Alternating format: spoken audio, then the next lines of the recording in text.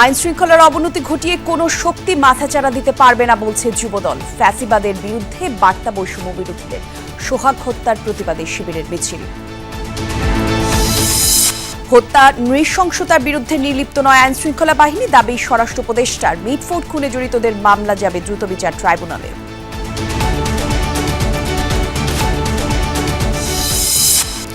পুলিশের মনোবল এখনো দুর্বল বলেন আইজি। রাজনৈতিক দলগুলোকে সহিষ্ণু আচরণের আহ্বান। সোহাগ হত্যার ছায়া তদন্ত করছে র্যাব। ২৪-এর ১২ জুলাই ধারাবাহিক বাংলা ব্লকেটের হুঁশিয়ারি দেয় শিক্ষার্থীরা। ফিরে দেখা ফ্যাসিস্ট রেজিম শিরোনামে মেট্রো রেলের পিলারে হচ্ছে গ্রাফিতি। ভারত থেকেও রোহিঙ্গারা ঢুকছে বাংলাদেশে। মৌলভীবাজার, কুমিল্লা, ব্রাহ্মণবাড়িয়া হয়ে গন্তব্য কক্সবাজারের ক্যাম্প। আমরা নিজেও জানি না কোন দেশে পাঠাই দিছে, কোন দেশে আনে দিছে। বর্ডার বাই রাত ১০টার সময় গেটটা খুলিয়া তোমরা এদিকে এদিকে যাও এনেকে হইয়া ফারকারা দিছে। শুল্ক ছাড়ের বিষয়ে সিদ্ধান্ত ছাড়াই শেষ হয়েছে যুক্তরাষ্ট্র বাংলাদেশ দ্বিতীয় দফা আলোচনা। আবারও বৈঠকে সম্মত উভয় দেশ।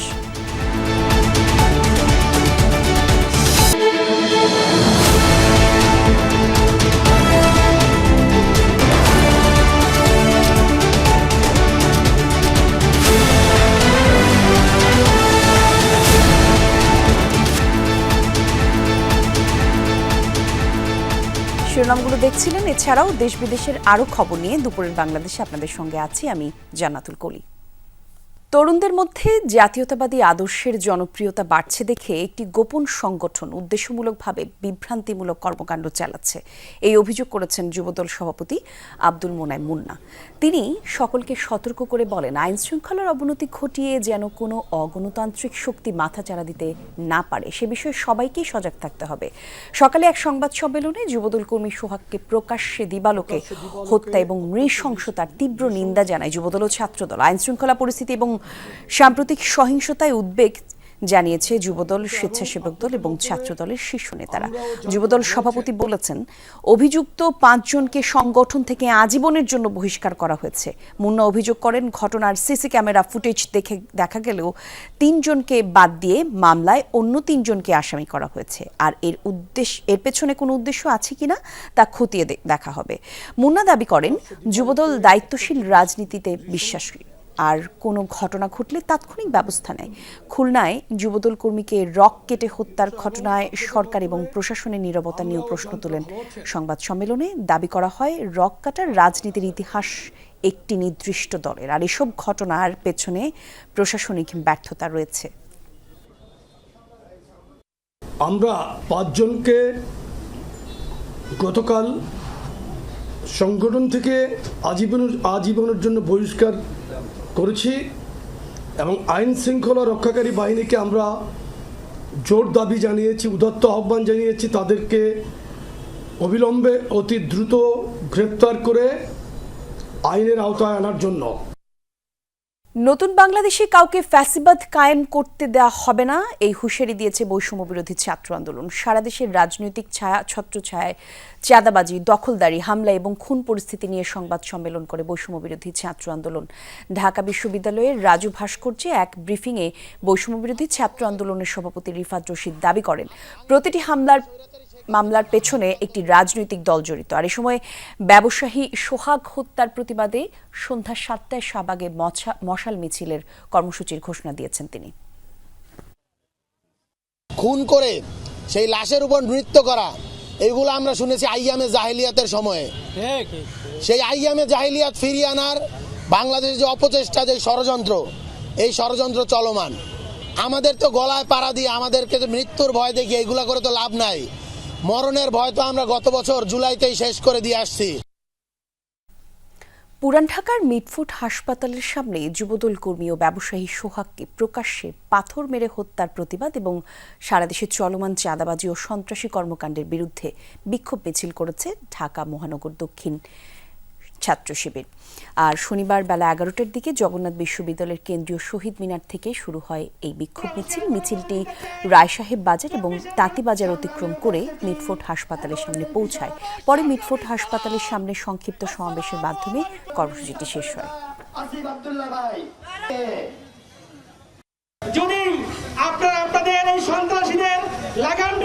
না পারেন, ছাত্র জনতা আবারও রাজপথে নেমে তাদেরকে প্রতিহত করবে ইনশাআল্লাহ।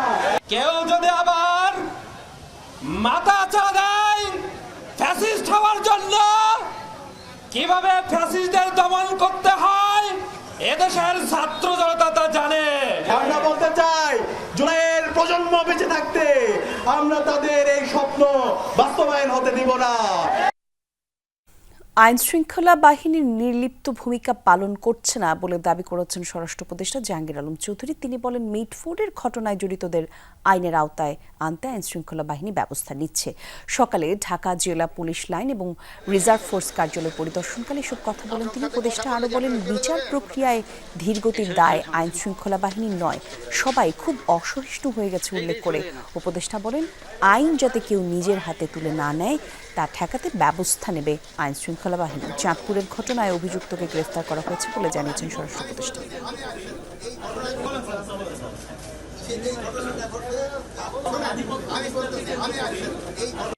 এই ঘটনা একটা সভ্য দেশে ঘটে, এটা কোনো সময় আশা করা যায় না। তো এটার জন্য যারা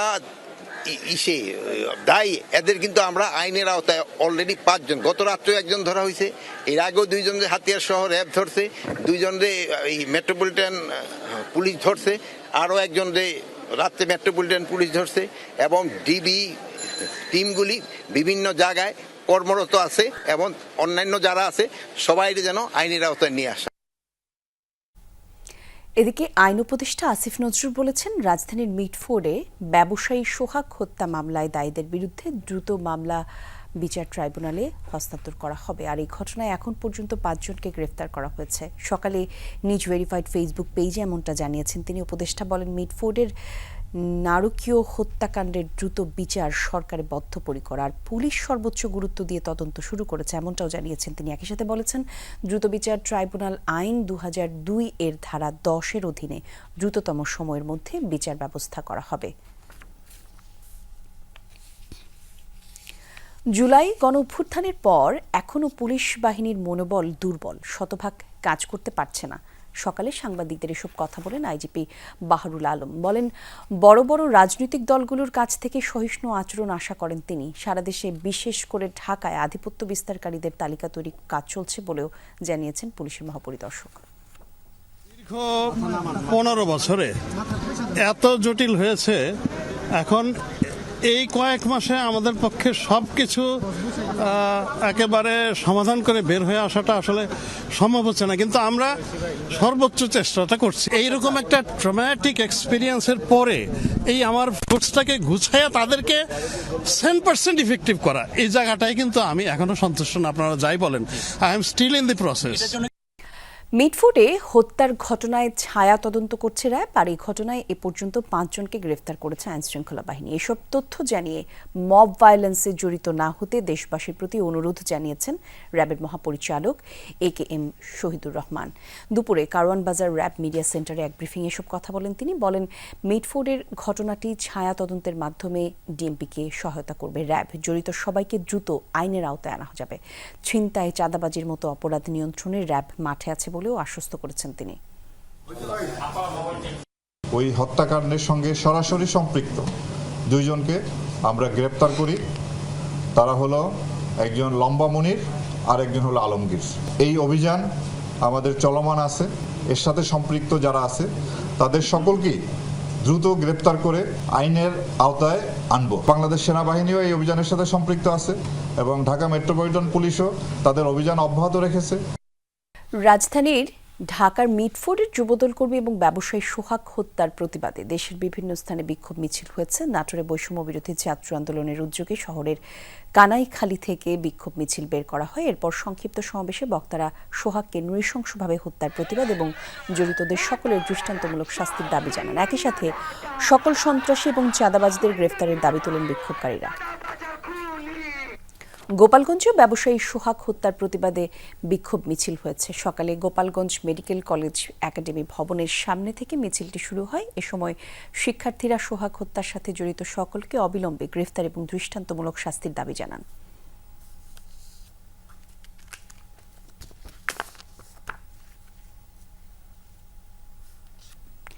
শোকে স্তব্ধ পুরান ঢাকার মিটফোর্ড এলাকায় পৈশাচিকভাবে হত্যার শিকার সোহাগের পরিবার। প্রিয় স্বজনদের এমন মৃত্যু কল্পনাতেও ভাবেননি তারা। পরিবারের দাবি, ব্যবসায়িক বিরোধের জেরে হত্যা করা হয়েছে যুবদল কর্মী সোহাগকে। হত্যার নেপথ্যে সবাইকে চিহ্নিত করে দৃষ্টান্তমূলক শাস্তির দাবি তাদের।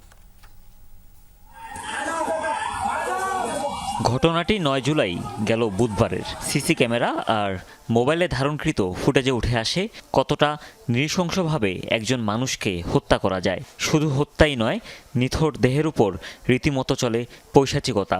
ভিডিওটি সামাজিক মাধ্যমে ছড়িয়ে পড়ার পর থেকেই তোলপাড় সারা দেশ। নারকীয়তার এমন নজিরে হতবাক সবাই। কান্না আর আহাজারিতে ভারী গোটা পরিবেশ। স্বজনের এমন মৃত্যু দেখতে হবে কখনো কি ভেবেছিল পরিবার? শোকের ছায়া নিহত লালচাঁদ ওরফে সোহাগের গ্রামের বাড়ি বরগুনা সদরের বান্দরগাছিয়া ইসলামপুরে। পরিবারের দাবি, হত্যার নেপথ্যে রয়েছে ব্যবসায়িক বিরোধ আর চাঁদার টাকা। চাঁদা না দেয়ায় সোহাগের ব্যবসা প্রতিষ্ঠানে তালাও দেয় আসামিরা। ঘটনার দিন ফোনে সমঝোতার কথা বলে ডেকে নিয়ে হত্যা করা হয় তাকে।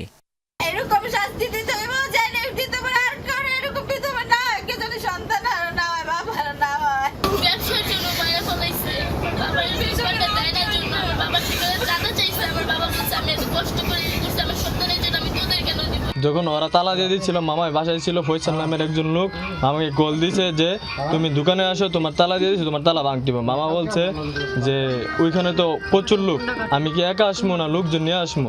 এ ঘটনায় 19 জনের নাম উল্লেখ ও অজ্ঞাত আরও 15-20 জনকে আসামি করে হত্যা মামলা হয়েছে কোতোয়ালি থানায়। তবে মামলা নিয়ে পুলিশের বিরুদ্ধে অভিযোগও রয়েছে নিহতের স্বজনদের। এ বিষয়ে কোনো বক্তব্য দেয়নি পুলিশ। প্রথম যে কপিটা ছিল ওটা ঠিকঠাক ছিল, দ্বিতীয়বার যেটা কপি করা হয়েছে, দ্বিতীয়বার যেটা রেডি করা হয়েছে, ওটা 3টা আসামির নাম কেটে দেওয়া হয়েছে এবং অন্য যারা এটার সাথে সম্পৃক্তই না তাদের নাম এটা জড়ানো হয়েছে। ছোটবেলা থেকেই ঢাকায় বসবাস করতেন সোহাগ। এক ছেলে ও মেয়ের বাবা তিনি। নারকীয় এ হত্যাকাণ্ডের দৃষ্টান্তমূলক শাস্তির দাবি এলাকাবাসীর। তাকে যে নির্মমভাবে হত্যা করছে, মানুষের মতো মানুষের টর্চারিং করে না, পশু তো এরকম করে না। এই যে ধরেন যুদ্ধ, ফিলিস্তিনি যুদ্ধ চলে, ফিলিস্তিনি এরকম মারে না। শুক্রবার সকাল 10টায় নিজ গ্রামেই দাফন করা হয় পুরান ঢাকার ব্যবসায়ী ও যুবদল কর্মী সোহাগকে। হুমায়ুন রশিদ, যমুনা নিউজ। দেশ করতে জুলাই পদযাত্রার অংশ হিসেবে আজ সাতক্ষীরা এবং বাগেরহাটে পদযাত্রা করবে জাতীয় নাগরিক পার্টি এনসিপি। এরই মধ্যে দলটির গাড়িবহর পৌঁছেছে সাতক্ষীরায়। এই বিষয়ে আরও তথ্য জানাতে সহকর্মী আকরামুল ইসলাম যোগ দিচ্ছেন। আকরাম, এনসিপির আজকের কর্মসূচি সম্পর্কে বিস্তারিত আমাদের জানাবেন।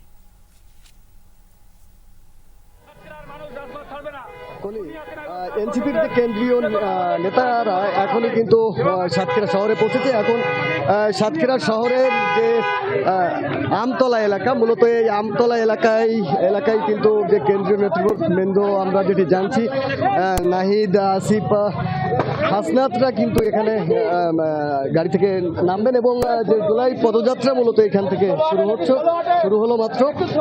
নেতাকর্মীরা আমাদেরকে সেটি বলছেন। এরপর এই পদযাত্রাটি শহরের আসিফ চত্বরে গিয়ে শেষ হবে এবং সেখানে একটি পথসভায় মিলিত হবেন নেতাকর্মীরা এবং পথসভার সেখানে বক্তব্য রাখবেন। কেন্দ্রের যারা এনসিপির নেতারা রয়েছেন তারা বক্তব্য রাখবেন এবং বক্তব্যের পরেই হয়তো আমরা আরও বিস্তারিত জানতে পারবো। এই মধ্যে যে জুলাই পদযাত্রা, সেই পদযাত্রা কিন্তু শহরের আমতলা এলাকা থেকে শুরু হয়েছে এবং যে গাড়িবহরটি আপনারা দেখছেন, এই যে পেছনে গাড়ির মধ্যেই কিন্তু যে নাহিদ, হাসনাত সহ সাজদি যে নেতৃবৃন্দ রয়েছেন তারা কিন্তু রয়েছেন এবং তারা যে পদযাত্রায় অংশ নিয়েছেন এবং শহরের আসিফ চত্বরে যে পথসভা, সেই পথসভা হয়তো আর কিছু সময়ের মধ্যেই শুরু হবে। কলি, অনেক ধন্যবাদ আপনাকে আকরাম। আদালত নয়, বরং সিদ্ধান্ত দিতে হবে সরকারকেই। 24-এর 12 জুলাই শিক্ষার্থীদের এই দাবি হয়েছিল আরও জোরালো। সাফ জানায় 5% কোটা রেখে দ্রুত প্রজ্ঞাপন জারির। ওই দিন শাহবাগ থেকে শিক্ষার্থীরা হুঁশিয়ারি দেয়, দাবি মানা না হলে ধারাবাহিকভাবে চলবে বাংলা ব্লকের অবস্থান কর্মসূচি। বিপরীতে সরকারের তরফ থেকে আসছিল আন্দোলন বন্ধের চাপ। আহমেদ রেজা তার প্রতিবেদনে জানাচ্ছেন বিস্তারিত। জুলাই 12, 2024 কোটা সংস্কারের দাবিতে চলমান আন্দোলন সক্রিয় রাখতে কেন্দ্রীয় লাইব্রেরির সামনে জড়ো হয় শিক্ষার্থীরা। ক্যাম্পাসের বিভিন্ন রাস্তা ও হলের সামনে প্রদক্ষিণ করে বৈষম্য বিরোধী আন্দোলনের মিছিল। টিএসসি হয়ে শাহবাগে আসে শিক্ষার্থীরা। এ সময় শাহবাগ অবরোধ করতে নিষেধ করে পুলিশ। নির্দেশনা উপেক্ষা করেই আন্দোলনকারীরা নেন অবস্থান। সেখানেই হয় পূর্ব নির্ধারিত সমাবেশ। দাবি আদায় না পর্যন্ত পিছপা হব না। বাংলাদেশের পতাকা বুকে পিঠে কপালে বেঁধে ঘণ্টা দেড়েক চলে প্রতিবাদ। স্লোগানে উঠে আসে 56 কোটা বাতিলের পাশাপাশি যৌক্তিক সংস্কারের। বিভিন্ন স্থানে পুলিশি হামলা আর ক্ষমতাসীন ছাত্র সংগঠনের বিরুদ্ধে আন্দোলনে বাধা প্রদানের অভিযোগ তোলেন আন্দোলনকারীরা। সেদিন সন্ধ্যাতেই সিদ্ধান্ত হয় পরদিন শনিবার 64 জেলায় ভার্চুয়ালি বৈঠক করবে বৈষম্য বিরোধী ছাত্র আন্দোলন। অনলাইন অফলাইন প্রতিনিধি বৈঠক হবে। একই সময়ে ক্ষুদ্র নৃগোষ্ঠীর জন্য 5 কোটা রাখার দাবিতে টিএসসিতে মানববন্ধন করে বিভিন্ন পার্বত্য ছাত্র সংগঠন। তুলে ধরে তাদের দাবি দেওয়া।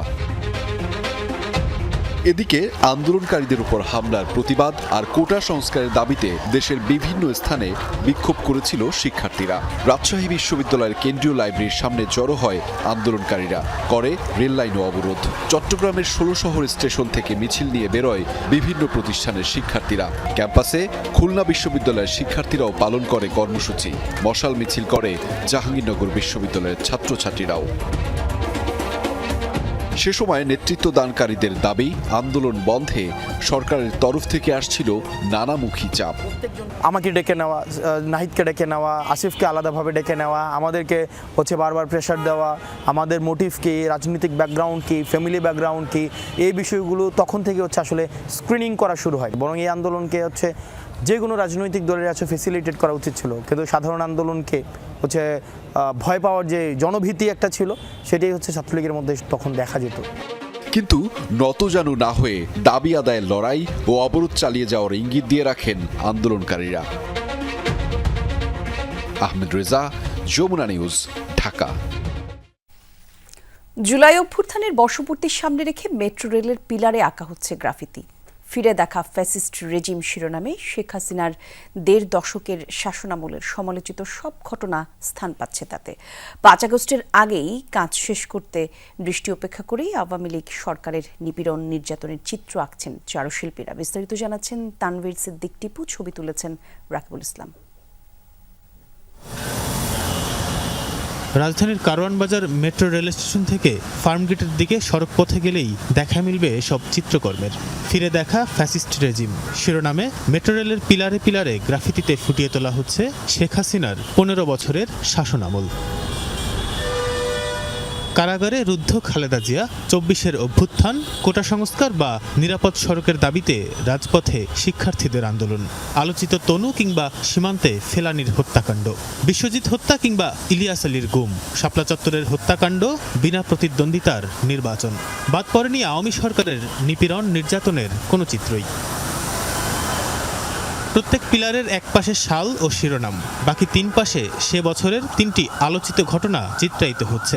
জুলাই অভ্যুত্থানের বর্ষপূর্তির আগেই গ্রাফিতি আঁকা শেষ করতে দৃষ্টি উপেক্ষা করে কাজ করছেন চারুশিল্পীরা। শেখ হাসিনা সরকারের দমনপীড়ন ফুটিয়ে তুলছেন সুনিপুণ হাতে রং তুলির আঁচড়ে।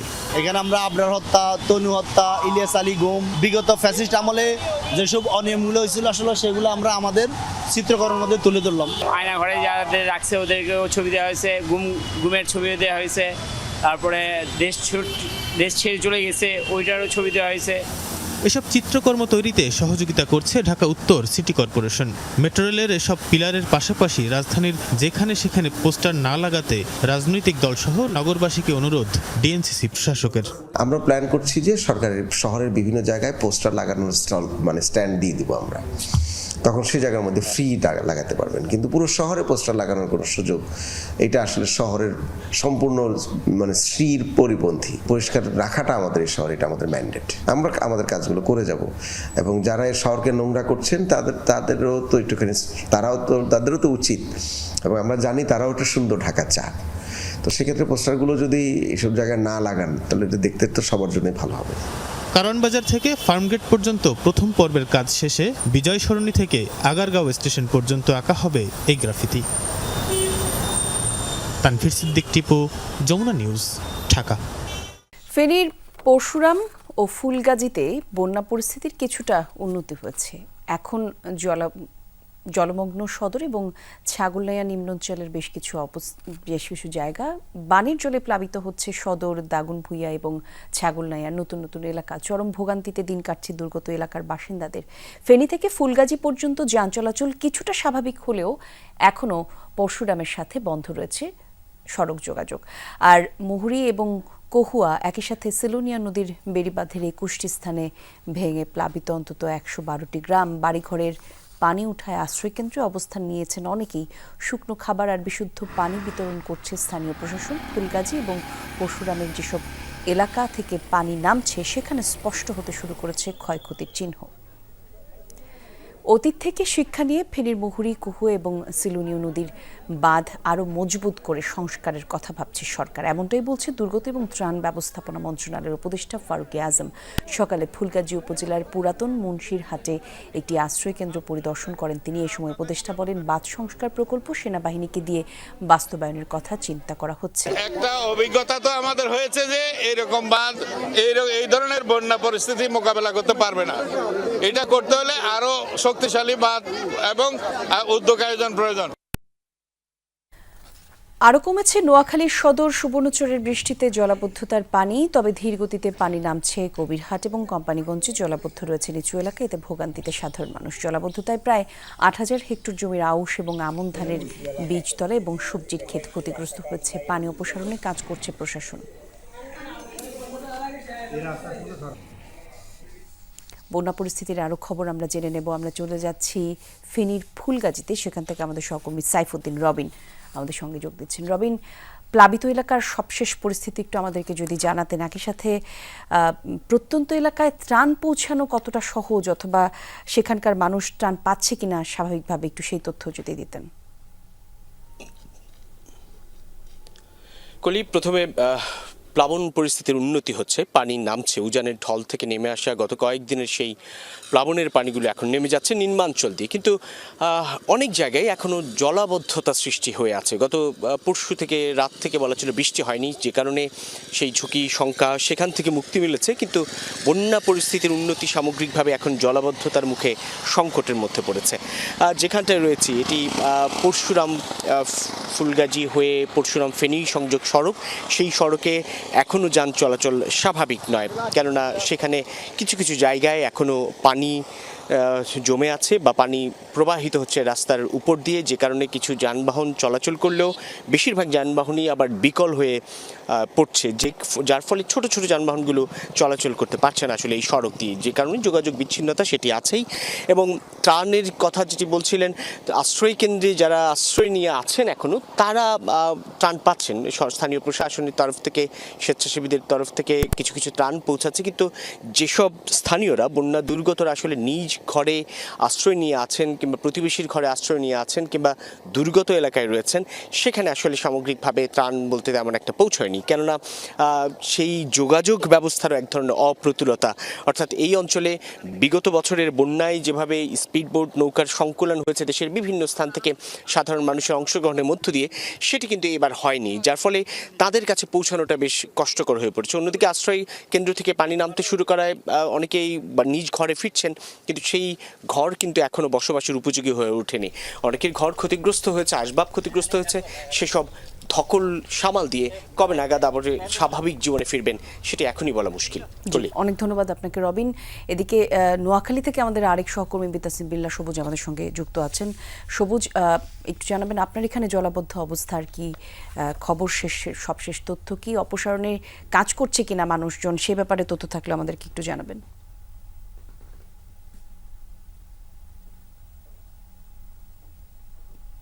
নোয়াখালীর জলবদ্ধতার জন্য যে বিষয়গুলোকে দায়ী করা হয়, বিশেষ করে খাল দখল, দূষণ, খালের উপর বাঁধ দিয়ে বেসালজার বসানো, আসলে এই জলবদ্ধতা নোয়াখালীর দীর্ঘদিনের। একটু বৃষ্টি হলে জলবদ্ধতার সৃষ্টি হয় এবং সেই জলবদ্ধতার জন্য খালের উপর যে ময়লা স্তূপ জমে আছে আমি দেখাতে পারছি। আমি এখন যেখানে আছি এটি হচ্ছে নোয়াখালীর যে পানি জলবদ্ধ অবস্থা, পানি নামার যে প্রধান একটি খাল, চৌমুরি খাল, সেটি আসলে এখন পরিষ্কার করা হচ্ছে এবং এখানে ময়লার স্তূপ জমে আছে, বাদ পড়ে গিয়েছে এবং এখানকার যারা এই কাজটি করছেন সেখানে উপজেলা নির্বাহী অফিসার রয়েছেন, এখানে ব্যবসায়ী নেতৃবৃন্দ রয়েছেন, জনপ্রতিনিধি রয়েছেন। আমরা এখন কথা বলবো যারা আসলে এই কাজটি করছেন, যে আপনারা আসলে কী কাজ করছেন এখানে।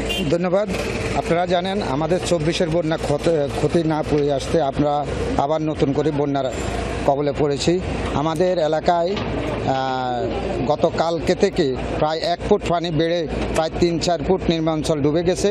আমরা এই খালের যে এটা থেকে পরিত্রাণ পাওয়ার জন্য আমাদের ইউনো স্যারের সহযোগিতা, আমাদের ইউনো স্যার সার্বিক কালকে রাত্রে থেকে আমরা কাজ করতেছি। এখন আমাদের যে ব্রিজগুলোর নিচে যে ময়লা স্তূপগুলো আছে এবং বাঁধগুলো পড়ে গেছে, আমরা নিজস্ব আমাদের স্যারের সহযোগিতা আমরা এক্সকাভেটর দিয়ে আমরা এগুলা আপনি শুনলেন যে নোয়াখালীর যে দুঃখ, আসলে খালগুলো বড় হয়ে যায়। আসলে দীর্ঘদিন গত বছর নোয়াখালীর যে ভয়াবহ বন্যা হয়েছে, এর আগে দীর্ঘ কয়েক বছর বৃষ্টি না হওয়াতে মানুষ এক ধরনের উদাসীনতা কাজ করেছে, অর্থাৎ মানুষ যত্রতত্রভাবে ঘরবাড়ি তৈরি করেছে, অর্থাৎ পানি নামার কোনো জায়গা অবশিষ্ট রাখে, তারই পরিণাম ভোগ করতে হচ্ছে এখন নোয়াখালীবাসীকে। এবং এখন সেদিকে তার প্রশাসন কাজ করছে যেন পানি নামার যে জায়গাগুলো সেগুলো পরিষ্কার করার কাজ করছে এখন। ধন্যবাদ আপনাকে সুবোধ। সুনামগঞ্জ ও ঠাকুরগাঁও সীমান্তে বিএসএফের গুলিতে 2 বাংলাদেশি নিহত হয়েছেন। বিজিবি জানিয়েছে শুক্রবার রাতে সুনামগঞ্জের দোয়ারাবাজার সীমান্তের ভাঙুরপাড়া এলাকায় একদল বাংলাদেশিকে লক্ষ্য করে গুলি ছোড়ে বিএসএফ, আর এতে করে গুলিবিদ্ধ হন শফিকুল। তাকে গুরুতর অবস্থায় হাসপাতালে নেওয়া হলে রাতেই চিকিৎসাধীন অবস্থায় মারা যান তিনি। আর এই ঘটনার প্রতিবাদ এবং বিএসএফকে পতাকা বৈঠকে বসার আহ্বান জানিয়েছে বিজিবি। বিএসএফের গুলিতে বাংলাদেশের প্রাণ ছড়ছে ঠাকুরগাঁওয়ের হরিপুরের মিনাপুর সীমান্তে। দিনাজপুরে 42 বিজিবির অধিনায়ক জানিয়েছেন, ভোরে ভারতের মালদাখণ্ড পরিয়াল ক্যাম্পের বিএসএফের জওয়ানরা এই গুলি ছোড়ে, আর এতে করে গুলিবিদ্ধ হয়ে ঘটনাস্থলে প্রাণ হারায় 20 বছর বয়সী রাসেল। হরিপুর সদর এলাকার বাসিন্দা ছিলেন তিনি। কেবল মিয়ানমার নয়, ভারত থেকেও বাংলাদেশে পালিয়ে আসছে জাতিসংঘ নিবন্ধিত রোহিঙ্গারা।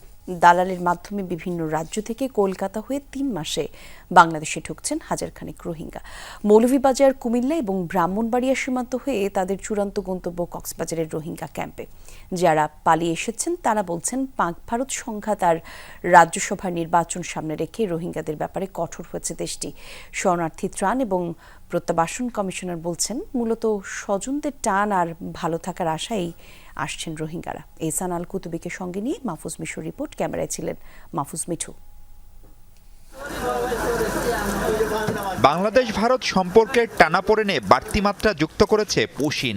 এই তালিকায় যুক্ত হয়েছে ভারতে থাকা রোহিঙ্গারাও। এরই মধ্যে কয়েকশো রোহিঙ্গাকে বিভিন্ন সীমান্ত দিয়ে ঠেলে পাঠিয়েছে দেশটির সীমান্তরক্ষী বাহিনী বিএসএফ। এ কাজে বিভিন্ন ক্যাম্পে থাকা রোহিঙ্গাদের নানা অজুহাতে আটক করে বাংলাদেশ সীমান্ত সংলগ্ন এলাকায় জড়ো করা হয়। এরপর সুযোগ বুঝে রাতের অন্ধকারে 15-20 জন করে পাঠিয়ে দেওয়া হয় বাংলাদেশে, যদিও এদের অনেকেই ভারতে জাতিসংঘ শরণার্থী সংস্থার নিবন্ধিত। কুড়িগ্রামের বর্ডার বাই রাত 1টার সময় গেটটা খুলিয়ে তোমরা এদিকে এদিকে যাও এনেকে হইয়া ফারকারা দিছে। আর রাতে যা আসিল টিয়া পয়সা মোবাইল টোবাইল যা আসিল তা ব্যক্তি সব ক্লিয়ার লই বাদ আর দূরের মাঝে ফারকারা দিয়ে। আমরা 170 জন ছিলাম একসাথে। আমরা নিজেও জানি না কোন দেশে পাঠাই দিছে, কোন দেশে আনে দিছে। এখানে বাংলাদেশের সাইডে ফরিয়া যখন গ্রামের মানুষে আমরা দেখছে তখন আমরা বুঝতে পারছি যে আমরা বাংলাদেশে পৌঁছে গেছি। পুশিনের বাইরেও অনেকে নিজ দায়িত্বে ভারত থেকে এসেছেন বাংলাদেশে, যেমন হায়দ্রাবাদ ক্যাম্পে দীর্ঘদিন ছিলেন আব্দুল গনি। কাশ্মীর নিয়ে ভারত পাকিস্তান উত্তেজনার সময় তাদের চলাফেরায় আসে নানা বিধিনিষেধ, ফলাফল কর্মহীন হয়ে পড়েন তারা। এ অবস্থায় দালালের মাধ্যমে চলে আসেন বাংলাদেশে।